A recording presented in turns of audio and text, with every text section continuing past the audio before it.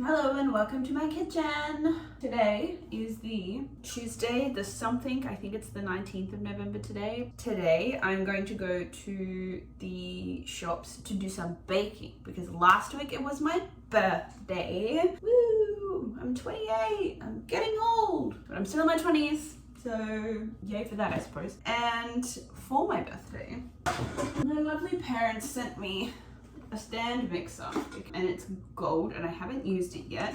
And I also got this cookbook. I got this cookbook from my parents as well.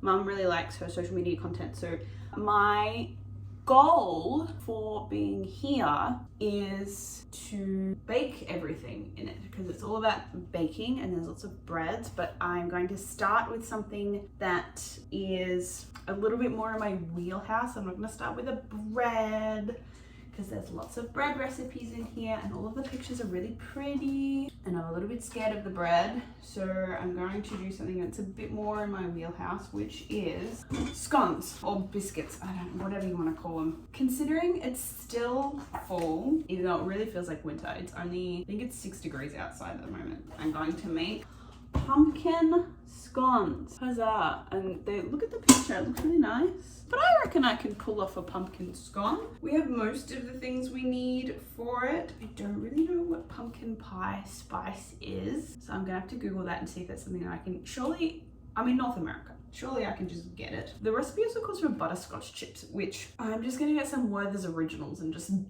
you know, whack them with a rolling pin. I will go to the shops and you can come with, and then I'll make some pumpkin scones. Welcome to the It's Cold in Vancouver and apparently snowed overnight fit check. It's cold. There's snow in the mountains, but I am excited to make these pumpkin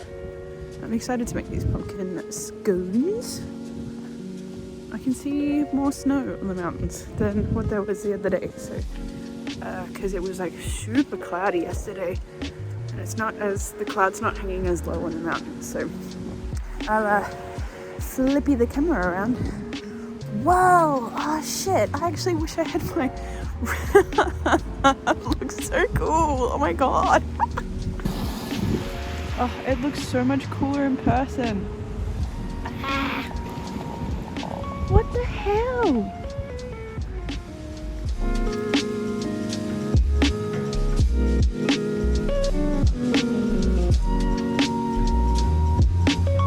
I didn't know what pumpkin to get.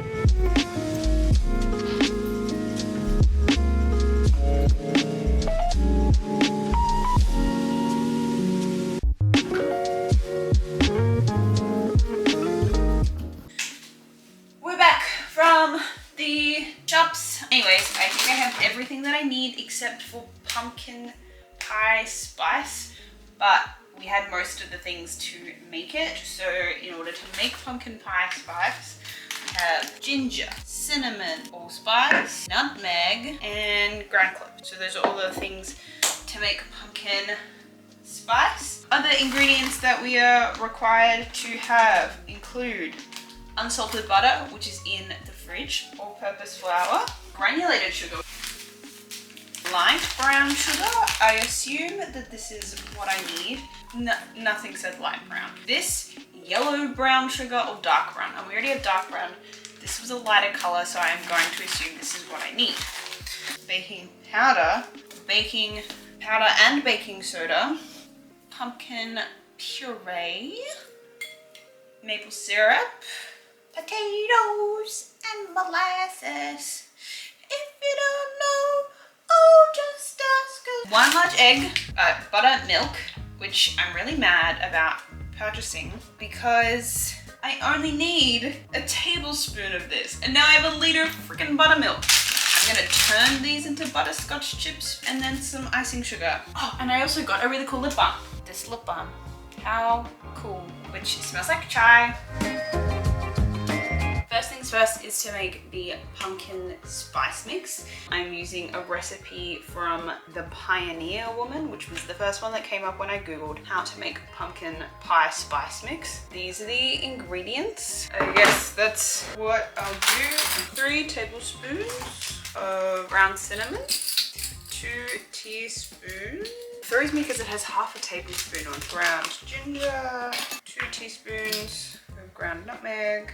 Can't see me do any of this. It's not actually that exciting. There's so many things. I have no space. There we go. Wow, how exciting. This is 1.5 teaspoons of ground allspice. So I'm just gonna kind of do a heaped one instead because I feel like that will do. And then the same for the cloves. Pumpkin pie spice.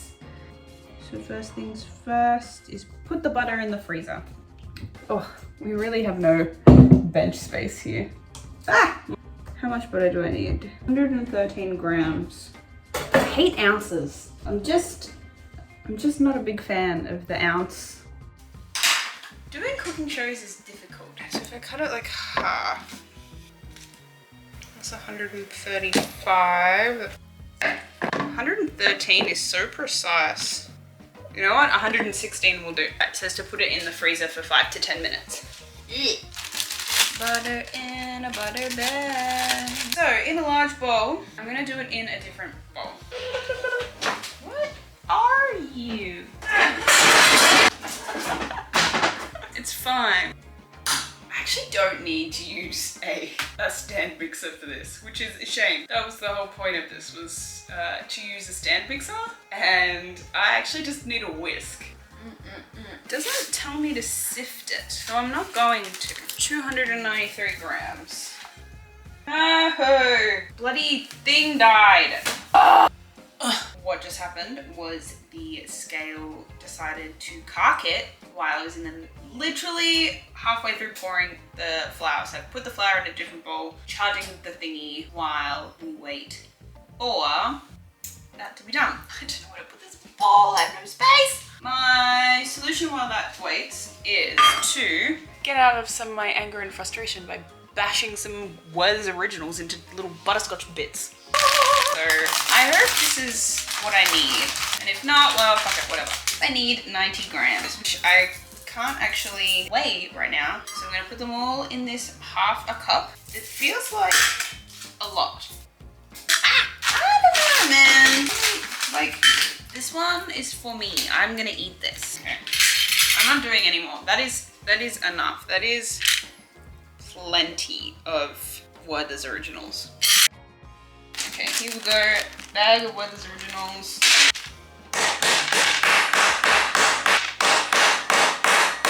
This isn't going the way that I thought it would be. So much harder to hit than what I was anticipating.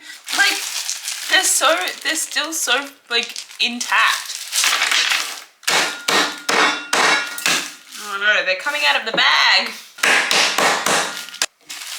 Ta-da! Butterscotch chips. Welcome back to measuring things. I needed 293 grams of plain flour. We made it to 250. Then 50 grams of brown sugar and 50 grams of granulated sugar.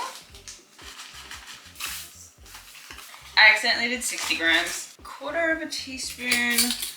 See, this is the thing. I don't have 1/4 teaspoon, I only have half. 1/4 teaspoon of baking soda. Then 2 teaspoons baking powder. I don't have kosher salt. I'm just gonna put in table salt. And then a teaspoon of my beautiful pumpkin spice mixture. Bonk.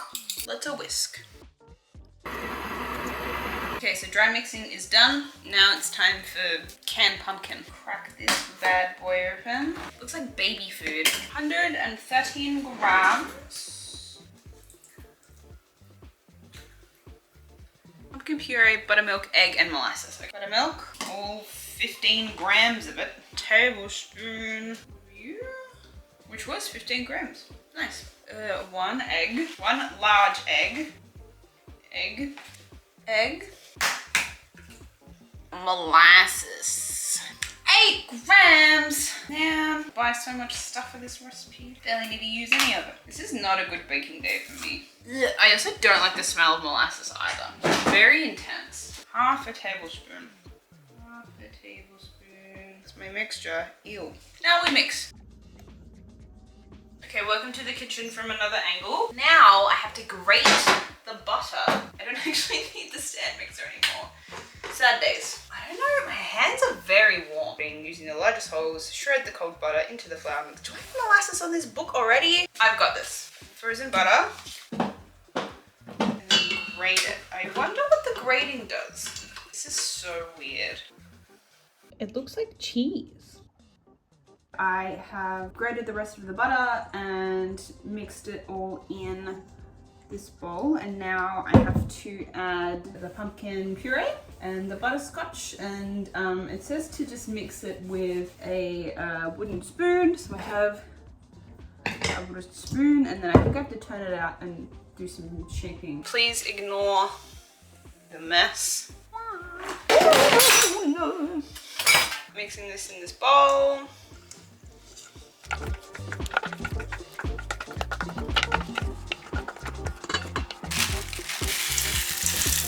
Butterscotch chips, and then it says to stir with a wooden spoon until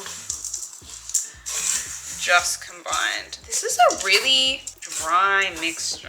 Okay, this is really hard, and it's sort of a dough. I don't know. This is just, it just feels quite dry. Ah. It just says till combined. I have to bring it properly together with my hand. That makes way more sense. All right, we'll do that. Cool, everyone can see all of the dishes. It's fine. So the next thing I need to do is to turn this out onto a lightly floured surface. And then bring the dough together with my hands. Is what I will do, because doing it with that spoon was a nightmare. Yeah, there we go. That's better, I think. Nice. There we go. So I would say that this is we're almost there. I just want to kind of collect up some of the little dry bits that haven't quite made it in. This is kind of what we've got. That looks much better. All right.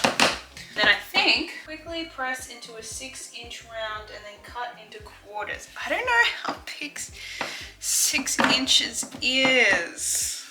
Why? 6-inch round. Is this 6 inches? Ah, what a fucking legend. Look at me, 6 inches. And then the butter knife that I did not clean before, that I should have. We are going to cut it into quarters and then stack them one on top of the other. This is not something I've ever done before. Okay, we have our stack, and then it just says use your hands to press it into an 8-inch. Okay, well that's not round at all, that's a triangle. So I guess like that? Is that what it means? Oh no, I should have refloured the, yeah. Flatten it, round it out a bit more. Then I wonder if doing that kind of gives it like layers. Is it supposed to kind of layer it? Kind of looks like it from the picture. 8.5, doesn't matter. It will do. It's not a perfect circle. Now with this, I'm going to cover it and put it in the freezer. Yes. Put it in the freezer for 10 minutes and then we'll come back to chop it up, shove it in the oven. I didn't record any of me cutting it. So here is how they look. So it was a big circle and I cut it in half and then I quartered it and then I put it all on here and then this is what they look like. I'm glad I checked. Here we go, into the oven. We now have a timer on for 16 minutes and then I'll come back and check on them, and if they need an extra 2 then they'll need an extra 2. I'll see you then. You can't really see through the dirty screen, but they're rising. There is 30 seconds, just under, left on the timer. I took it out at 16 minutes, but it needed an extra 2 minutes, I think. I don't really think that the butterscotch bits are supposed to kind of melt out. They have, which you will see in now. So 18 minutes in a 400-degree Fahrenheit oven, and here we go. Looks pretty cool, I think. But yes, as you can kind of see, the butterscotch is sort of, some of it has kind of melted out the side. Yeah, I think I'm gonna leave it like that. We don't have a cooling rack, so I'm gonna sit this on here for maybe 5 minutes, and then I'm going to transfer it onto the chopping board, and that's in front of the window. And because it's cold air outside, I'm hoping it will cool well enough that way. But these look pretty good. I'm pretty chuffed with them, if I'm being perfectly honest. Yeah, I don't think I want them to be in anymore. They smell good, so hopefully they taste good also. We'll cool them off and then make the icing. Okay, so welcome back to wheat cooking stuff. It's icing time. The scones have fully cooled down, so we're just melting some butter. So butter, oh, I was hoping that you'd be able to see that. I will change the angle just a little bit. Haha! Butter, just stir it to melt the last of it. The fan is on because I have started cooking dinner, which is a very simple tuna pasta bake. Into that goes 2 tablespoons of pumpkin puree. Man, I'm gonna have to do something else with the rest of this pumpkin because I did not use very much of it at all. Tablespoons. Once again, it says it needs kosher salt, but I'll just use that. That's probably about a quarter. Maple syrup, I'm going to use the very end of this. And I need 1/4 cup. I'm glad I double checked that because I initially read it as 3/4 cup, but it's not 3/4 cup. It's only 1/4. I'll stop rambling. Whoop. It's got a seal on it. I wasn't expecting that. Sealed for freshness.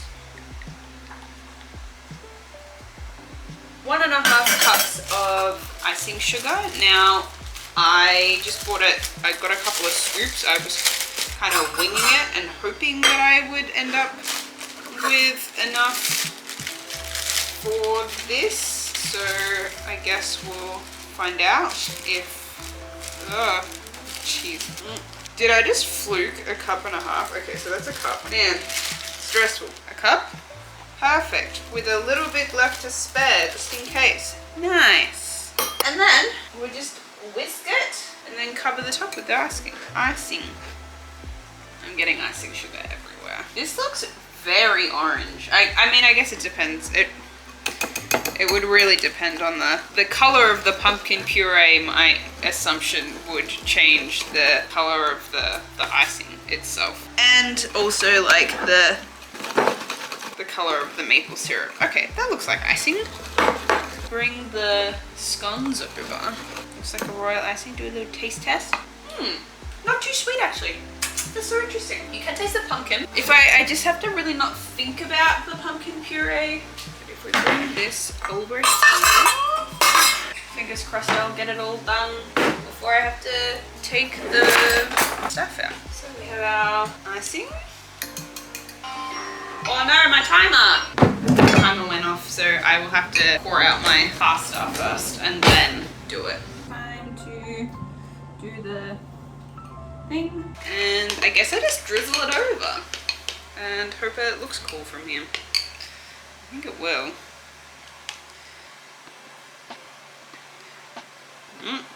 It's not very aesthetic globby. It's just kind of plonk.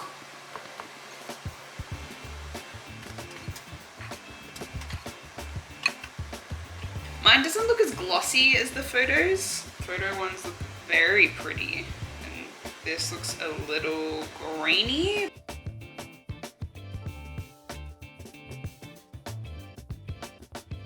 Spread it all out. It's not that aesthetically pleasing to look at, but I think it looks alright. In the picture, there's a little sprinkle. a little, I'm not gonna put the star anise on it. No one's eating raw star anise on top of a pumpkin scone. But yeah, there's like a little dusting of, I assume the guy, it's out. I didn't even put it away. And just like a little sprinkle. I don't want to do too much because I don't want it to sort of overpower. It'll be like a big bleh of spice powder. And I've repurposed my bouillon jar. That camera died. It doesn't matter because now we have to wait another 2 hours for this to set. Hello. This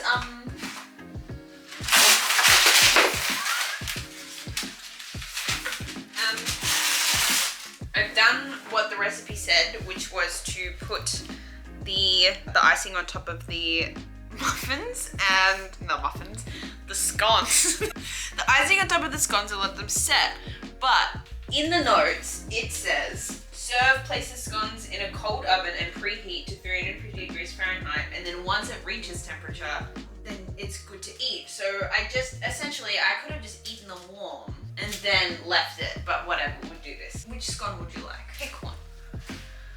I think we should have this one. This one? Yeah. Okay. This scone. There's still a little warmth in the oven from dinner, but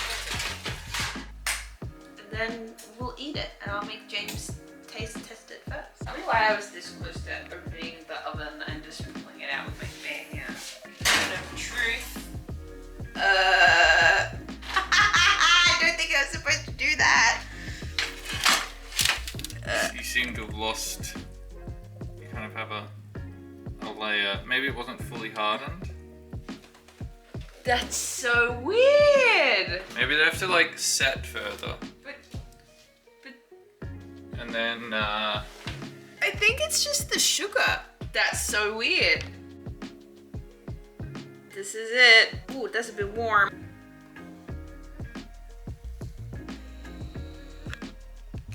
Wow. That's pretty good. Yeah? Mm.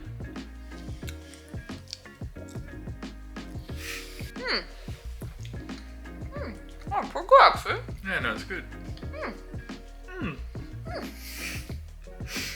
I'll make it again. Yeah. Final thoughts on the pumpkin scone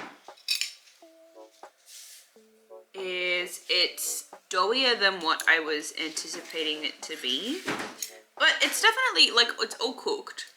I really don't know what happened with the icing. I did what the recipe said, which was to put it into maybe the oven wasn't cold enough. It was already a little bit warm when I put it in, but I think if I'm going to heat it up in the future, I'm not going to listen to the heat up notes. I might just zap it in the microwave for like 10 seconds. I think next time I might just make my own pumpkin puree though. But I think it's turned out pretty alright. And because there's so much pumpkin left over, I'm going to make pumpkin chai cinnamon scrolls. Recipe 1 complete.